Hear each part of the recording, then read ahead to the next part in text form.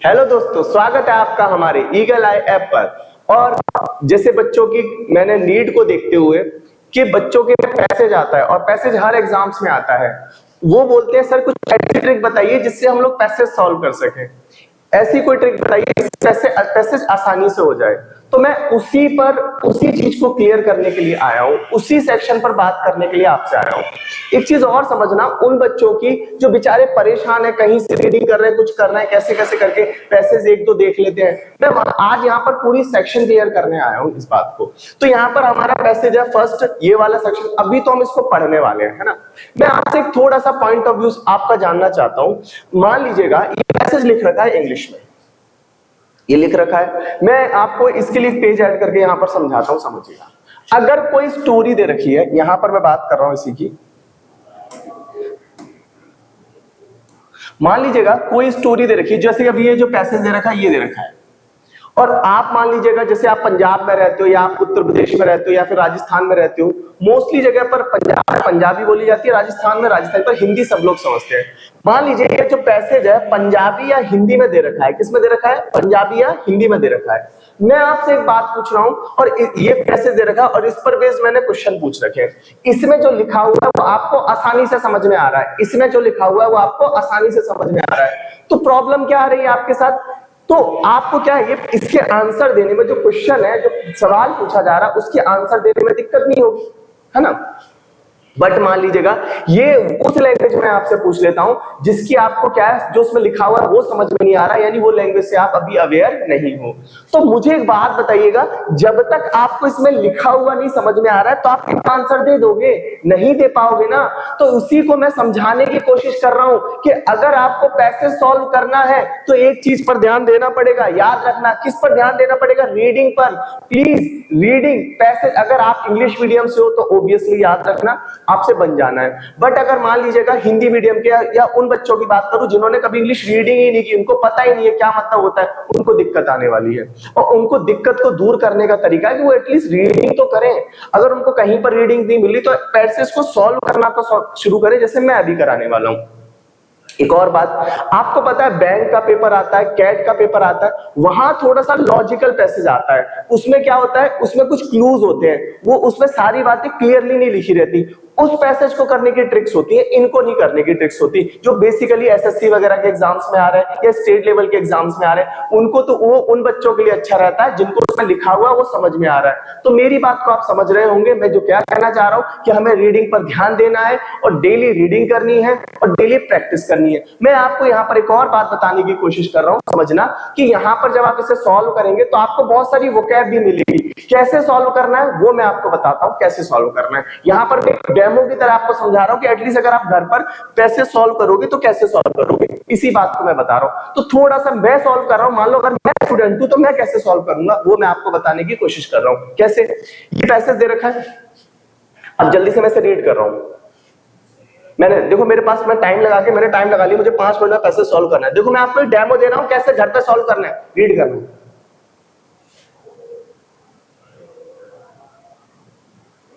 थोड़ा मैं आपको एक डेमो दे रहा हूं इसलिए बता रहा हूं, मैंने पढ़ रखा है, मुझे पता है, इसलिए थोड़ा सा जल्दी मैं बता रहा हूं। मैं पढ़ रहा हूं इसको, जल्दी पढ़ रहा हूं। पढ़ लिया? फिर एकदम इस पर आते हैं, ये वाला, ये आगे का सेक्शन है।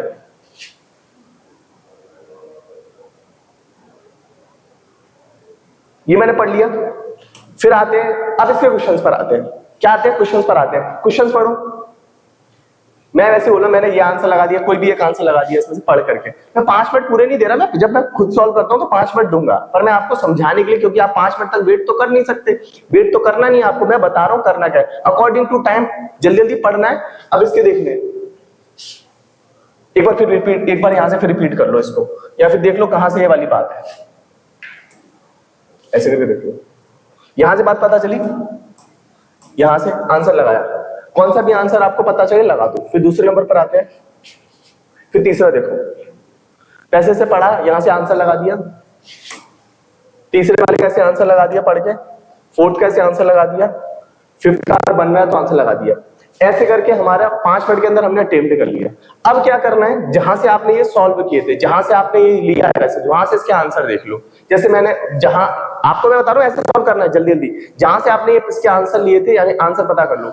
इसका देखो फिफ्थ का कौन सा सही है, मैंने देखा गलत हो गया मेरा, फिर मैंने इसका देखा, फिर मैंने चेक किया गलत हो गया ये भी, फिर मैंने देखा थर्ड मेरा सही हो गया, सेकंड भी सही हो गया, और ऐसे करके फर्स्ट भी सही हो गया। तो आपने आंसर चेक कर लिया, इस तरीके से समझ में आया। पहले जल्दी से सॉल्व करना है इसको, जैसे एग्जाम में आता है। अब क्या करना है, अब जो गलत गए सही है, अब इसको कैसे सॉल्व करना है बाद में, जब आपने घर पर, मैं बता रहा हूं कैसे करना है। अब इसको सॉल्व करना है बड़े ही, जो इसकी स्टोरी दे रखी है, क्या दे रखी है, इसकी स्टोरी जो दे रखी है, इसको बड़े ही काल्मली पढ़ना है, शांति के साथ पढ़ना है। कैसे, पूरी स्टोरी को समझ समझ के पढ़ना है। वो तो आपको पता चल गया, जैसे मेरे 2 गलत थे 3 सही थे, 3 नंबर आ गए, 2 गलत हो गए ना। अब क्या करना है, अब इसे बड़ी समझदारी से पढ़ना है। अब आपको क्या है, ये अपनी रीडिंग के लिए करना है इसको। कैसे, अब यहां से मैं यहां पर अंडरलाइन कर रहा हूं, इसको समझ समझ के पढ़ना है। जैसे मैंने यहां पर वर्ड लिखना है, द क्वेश्चन ऑफ रेस, यहां पर समझना रेस, तो समझना रेस का सवाल, या रेस का मतलब है नस्ल से। किससे भाई, नस्ल। नस्ल तो आप जानते हो ना, किस्म, टाइप्स, ब्रीड्स, समझ में आया, नस्ल। हैज कॉज्ड, तो जब भी नस्ल के सवाल का जो है हैज कॉज्ड का भाई कारण बना है, कॉज का मतलब क्या है, कारण बन गया है भाई, कारण बन गया है किसका, ब्लड बाथ का। किसका भाई, ब्लड बाथ। ब्लड बाथ को बोलते हैं खून खराबा। क्या बोलते हैं भाई, खून खराबा, खून खराबे का। तो बता रहा हूं मैं, बताइए, the question of race has caused, जो नस्ल का, जो नस्लवाद का जो कुछ कारण, वो कारण बना है, किसका कारण, नस्लवाद भाई, वो नस्लवाद का सवाल कारण बना है थ्रू आउट का मतलब होता है कंप्लीट, पूरे की पूरी। कंप्लीट का मतलब होता है पूरी की पूरी हिस्ट्री में। पूरी हिस्ट्री में जब भी किसकी बात हुई है, रेस का मतलब यहां पर एक तो दौड़ने वाली रेस होती है, और एक होता है ना रेस, रेसिज्म, नस्लवाद, सुना होगा आपने। तो यहां पर रेस का जो सवाल है वो कारण बना है, किसका बना है, ब्लड बाथ का, पूरी इतिहास में। अब बोल रहा है टेक द केस, टेक का मतलब लेना, क्या ले, केस ले। किसका केस ले भाई, निग्रो का केस ले। ऑफ लग रहा है तो निग्रो का केस ले, निग्रो अफ्रीका में रहते हैं, निग्रो का केस ले। ए निग्रो इज अ समवन, एक निग्रो कोई है विथ ब्लैक स्किन, जिसकी क्या होती है भाई, ब्लैक स्किन होती है। हु कम्स फ्रॉम अफ्रीका, जो, यहां पर हु रिलेटिव प्रोनाउन है, तो ये क्या आ रहा है, जो, ब्लैक स्किन वालों को बोल रहा है, जो कहां से आते हैं, अफ्रीका से। ठीक है। It is an old fashion word, जो क्या है भाई, इट इज आ रहा है एक पुराना, फैशन का मतलब होता है फैशन वर्ड, यानी ओल्ड फैशन का मतलब अब फैशन में नहीं चलता, ओल्ड फैशन वर्ड है। इट इज ऑफेंसिव, और क्या है, बहुत ही आक्रामक है। ऑफेंसिव का मतलब क्या होता है, आक्रामक। क्या वर्ड होता है, आक्रामक, बहुत ही आक्रामक है। Some people use to write, some people, कुछ लोग, यूज टू आता है पास्ट हैबिट के लिए, यानी किया करते थे, तो कुछ लोग लिखा करते थे। राइट का मतलब क्या, लिखा करते थे। दैट वे, उस वे में। डेलिबरेटली, डेलिबरेटली का मतलब होता है जानबूझ करके। क्या होता है भाई, जानबूझ करके, यानी कुछ लोग जानबूझ करके लिखा करते थे, यानी यूज किया करते थे, जानबूझ करके लिखा करते थे इस वे में। क्लियर है ना।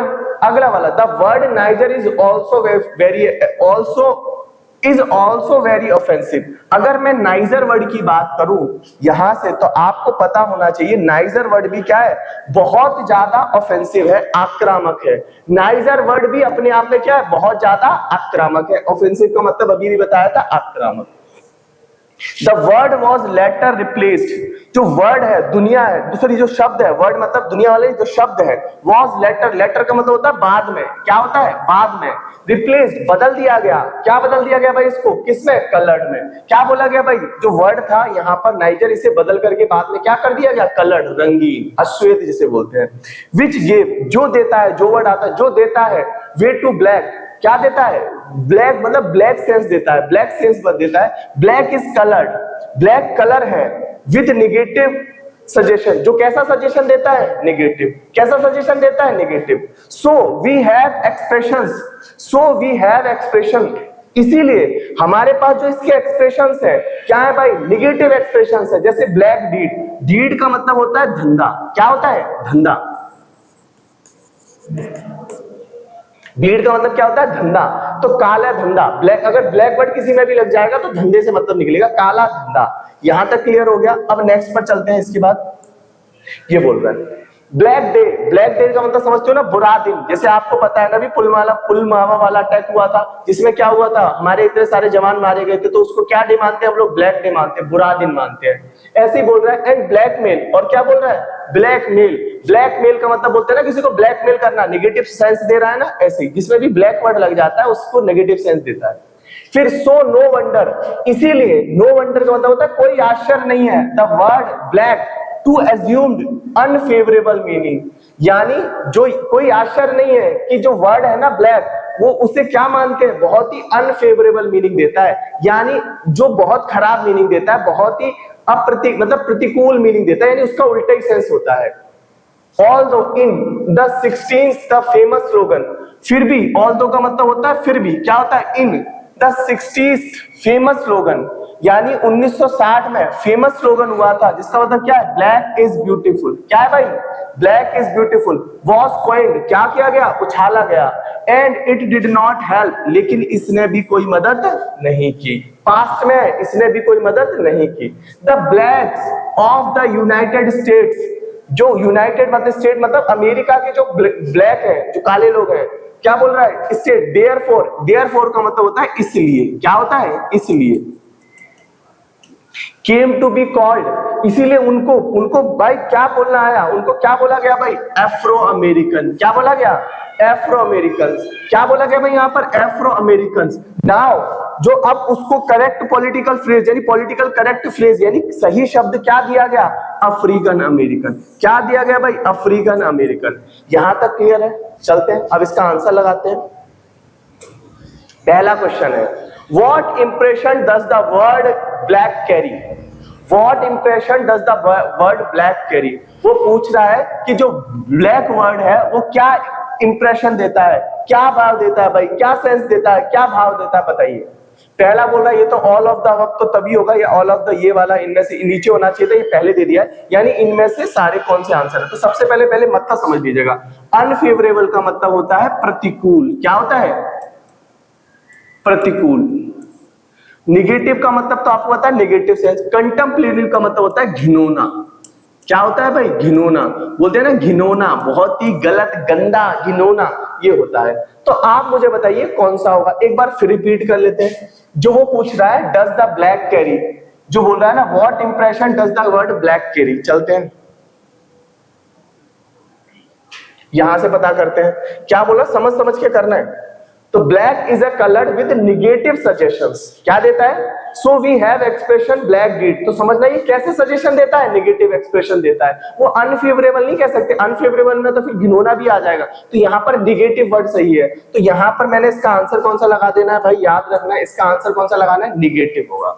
कौन सा आंसर होगा भाई इसका? नेगेटिव। अनफेवरेबल तो वो पूरे की बोल रहा है, कई सारे वर्ड आएंगे, पर यहाँ पर कौन सा होगा? नेगेटिव। कंटेम्पलेटिव का मतलब क्या होता है? घिनौना। चलते हैं। Which word is old fashion and offensive? कौन सा शब्द है जो ओल्ड फैशन है और क्या आक्रामक है अकॉर्डिंग टू पैसेज? ये तो बताइए। African, Negro, black. तो कौन सा है भाई? निग्रो। कौन सा है भाई? निग्रो है। क्या है? निग्रो वर्ड था, ओल्ड फैशन। आपने देखा होगा, मैंने वहां पर आपको लिखाया था। फिर अगले वाले पर आते हैं। यहां पर आप बताइएगा, give the synonyms of offensive. Offensive का सिनोनिम्स क्या होता है? ऑफेंसिव का मतलब होता है आक्रामक। क्या होता है? आक्रामक। पढ़ते हैं भाई। अग्रेसिव का मतलब भी क्या होता है? आक्रामक। क्या होता है? आक्रामक। फिर हमारे पास आता है सिंपैथेटिक, मतलब दयनीय। क्या होता है? दयनीय। फिर हमारे पास आता है डिफेंडिंग। क्या होता है? सुरक्षात्मक।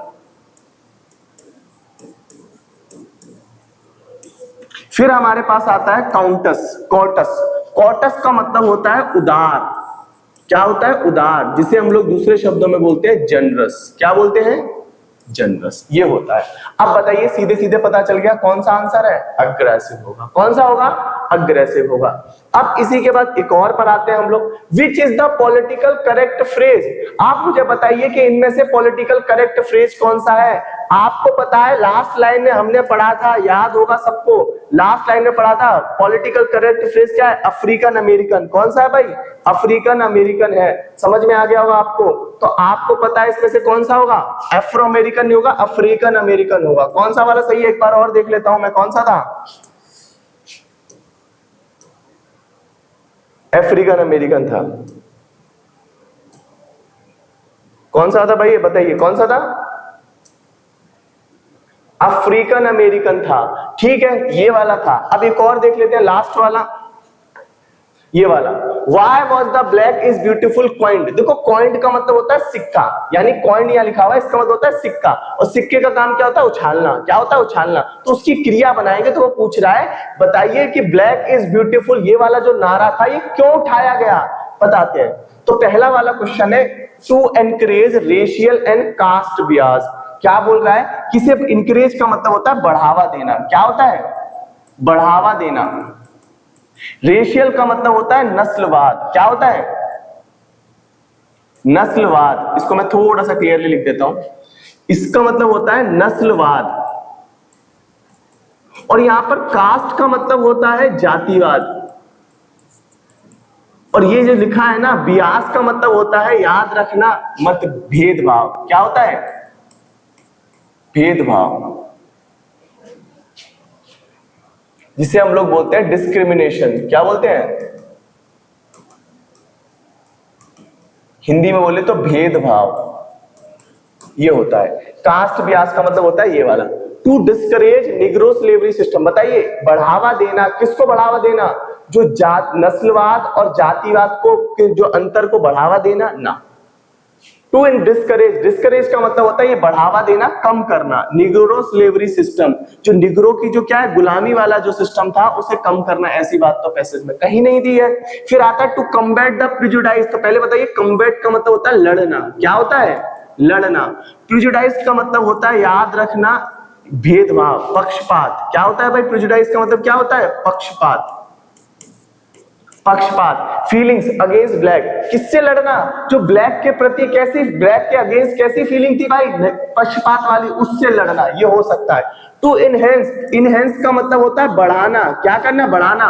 कॉन्फिडेंस किसका, एब्रोजिनल्स, एब्रोजिनल्स बोलते हैं, याद रखिएगा, किसको बोलते हैं, आदिवासी को।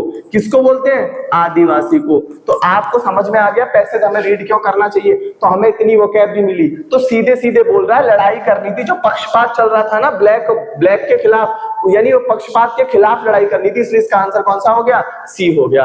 तो मेरी बात आपको समझ में आई होगी। मैंने जो क्या कर रहा हूं, कोशिश करूंगा ये सीरीज आपकी जारी रहे, एक एक पैसेज में लेके आ रहा हूं। पर मेरी बात फिर समझिएगा, मैं जो आपसे कहना चाह रहा हूं प्लीज, कि आपको पैसेज ऐसे जो मेरी तरीके से करना है, पहले जल्दी से सॉल्व करना है, फिर तसल्ली से उसको सॉल्व करना है, और उसकी जो भी वोकैबुलरी है उसे कॉपी में कॉपी में लिखना है और उसको रिवाइज करना है और रीड करना है। क्योंकि याद रखना, इसको जो लिखा हुआ जब तक वो समझ में नहीं आने लगेगा तब तक पैसेज नहीं बनेगा। इसकी कोई ट्रिक नहीं है।